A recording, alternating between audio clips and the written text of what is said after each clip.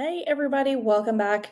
I am so happy that you are here and you have joined in to talk again this week. So, this month is all about self love, self compassion. And we are talking this week about why self compassion is the ultimate self care tool in our midlife. Okay. So, welcome, beautiful ladies. Welcome back to this talk, this place where we talk all things midlife, self care, and learning how to stop being our own worst enemies. Today, we are diving into self compassion. Like I said, self compassion, I like to think of, is the one self care tool that really you can do for yourself anywhere. It doesn't require the gym membership, the expensive skincare, or that weekend getaway silent retreat. Although, let's be honest, those things all sound kind of amazing.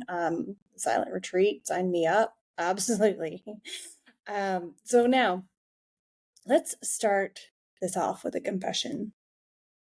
I have personally mastered the fine art of being way too hard on myself. Case in point, the silliness of what happened to me the other day at the store. I apologized profusely to this lady who ran full bore into me, saw me, ran me over with her car, didn't give two F's. Okay. I was the victim, yet somehow I felt bad and I was like, oh my gosh, I'm so sorry. I shouldn't have been standing there. Oh my gosh. Like, what was I thinking? That is not self compassion.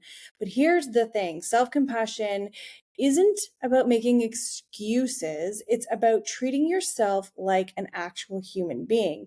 And if that sounds radical to you, you need to buckle up because we are about to change the way that you talk about yourself forever. Ready? Let's dig in. Okay. What self-compassion is and isn't. Let's be clear. Okay. I really want you to understand that, okay, self-compassion is not about letting yourself off the hook for everything or avoiding responsibility. That is not what self-compassion is, okay?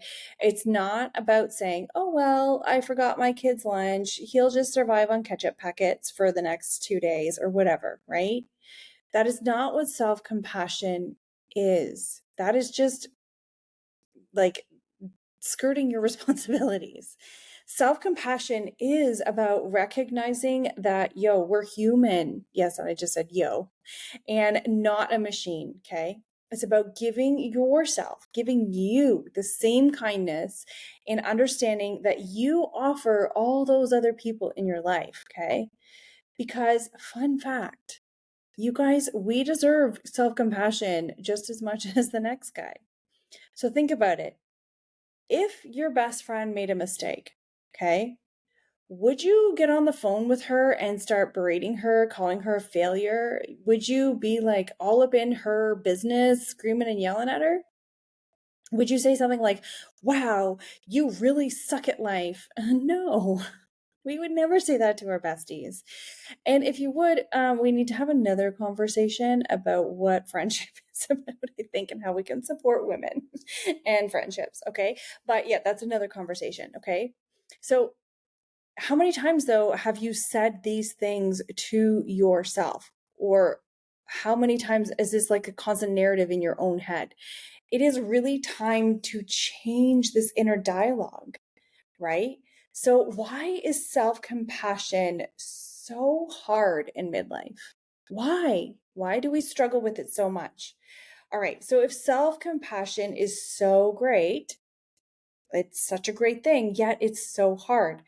And I like to think that there's a couple reasons for this. One, societal pressure and the completely unrealistic standards that we have placed on ourselves and others have placed on us, right? We are raised to do it all.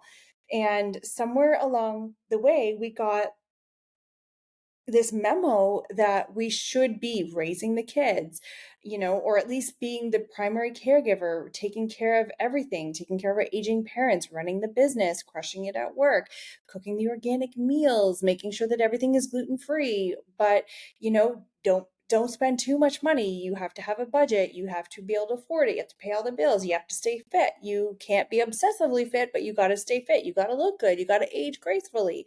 AKA you can never look like you're over 30, but don't look like you're trying too hard. Don't make it look like you've had the things done to your face, right? Like it's freaking exhausting. And it's inevitable that we are going to fall short on many of these impossible expectations. We're going to blame ourselves instead of those ridiculous standards. I see it over and over again. I'm victim of it too. I've done it myself, right? Secondly, we compare ourselves to unrealistic versions of ourselves. Okay. Tell me if this sounds familiar, guys. I used to be able to do this all day. Why am I so tired now? I was thinner before this. Perimenopause hit me. Now I'm so fat. What happened? I should have figured out my life by now. We hold ourselves to these past versions of ourselves or these ridiculous standards of who we thought we were. And you know what? That girl doesn't exist anymore. You are evolving, and comparing yourself to who you were 10 years ago is like being mad that your phone from 2013 doesn't run the latest upgraded software. Okay? Upgrade your self talk. It's not good to talk that way to yourself. So, how can we start to practice self compassion? How do we actually get better at self compassion? So, I'm going to give you guys 3 really easy ways to start to do this. 1, talk to yourself like you're talking to your best friend. Okay. Next time you mess up, imagine your best friend did the exact same thing. Imagine your friend sitting there like, oh my God, feeling so defeated by what she's done. What would you say to her? Would you show up and be like, holy shit, you're terrible at life? No. You would probably show up and say, you should really just take a deep breath, because you're not going to be like, why haven't you figured this out by now? You're ridiculous. You're so stupid. No, guys, why are you saying these things to yourself then? Right? Here's the rule. If you wouldn't say it to your best friend, don't you dare go saying it to yourself either. And if you need to, stand in front of the mirror and pretend like you're talking to your bestie, if that helps. Okay. Number 2, take a self-compassion break. Next time you catch yourself in one of those spirals of self-criticism, the talk, oh my God, you're stupid, you're ridiculous, blah, blah. Pause, take a deep breath, and ask yourself these questions. What would kindness look like right now? What do I need in this moment? Can I offer myself even 1% more grace? Sometimes the answer is something simple, like I just need to go step outside, take a deep breath. Or, maybe you just need that reminder that you really are doing the best you can in that moment, and that's okay. So these tiny shifts in how you're going to talk to yourself moving forward, because we're not going back to that negative spiral talk. Nuh-uh, we're not. That can lead to massive changes, okay? And the third point I want to make here, forgive yourself for your past mistakes. Ooh, right? Here's a hard truth. Beating yourself up over your mistakes, they're not going to change what you did or how that happened or what fell apart, right? You did the best you could with the information and what you had at that moment, the energy that you had at that time, right? Hindsight is always 2020. It always is. But you're not looking back because you're trying to move forward and you need to survive and move forward. So instead of saying, I should have known better, I shouldn't have done that, try saying something like this: I know better now, and I can choose differently as I move forward. So much power in that statement. Try it. So, how can self-compassion change your life? Well, let me tell you. This shift, it really didn't happen overnight for me. It took a lot of practice. It took a lot. And honestly, there's still times when I get into the spiral, right? I used to think that being hard on myself was actually going to be the key to my success. I thought that if I just pushed myself a little harder, if I just finally could get it right and not be so dumb or not screw it up. I would move forward and all these things. But you know what? Instead, I burned out.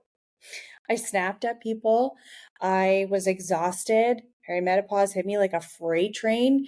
And I was just so tired of trying to be everything for everyone.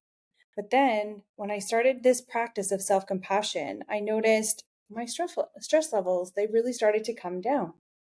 My relationships with friends, family, loved ones started to get better because I wasn't constantly running on empty, right? I could actually have a conversation with people. And I actually started enjoying my life more when I stopped beating myself up. You can actually start to create space for growth and healing and actual joy, right? And that, my friend, is ultimately what the real goal is, right? Joy, space for life to be joyful. So, here is your midlife permission slip. You are allowed to be kind to yourself, okay? Self-compassion is a practice. Trust me, you're not going to master it overnight. And if you do, I'm freaking jealous of you. How did you do that? But every small step counts, okay? My call to action for you today, I want you to make sure you are in the Women's Life Strategy VIP group on Facebook. If you are not, check the link in the description and request to join, because you are going to go in there and you are going to grab my gratitude journal. And because this is why gratitude shifts your mindset. And if you start your day with daily gratitude and reflection on all the things that you are awesome at, that you are good at, that you are grateful for, that is going to set up a better day for you. And listen, ladies, if you are ready to really dig deeper and you want to talk more about this, let's book a one-to-one self-care session where you can talk through the strategies that actually are going to help you. Okay. And if this podcast video has resonated with you, please like and subscribe. Please share, because we are all in this midlife journey together, right? So thanks for hanging out with me today. And remember, you are really doing better than you think. Stop beating yourself up. Awesome. Thank you for being here today, guys, and we will chat soon.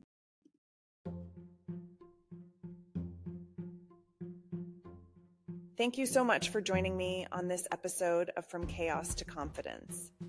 I hope you're leaving today with a little more clarity, confidence, and inspiration to take the next step on your journey.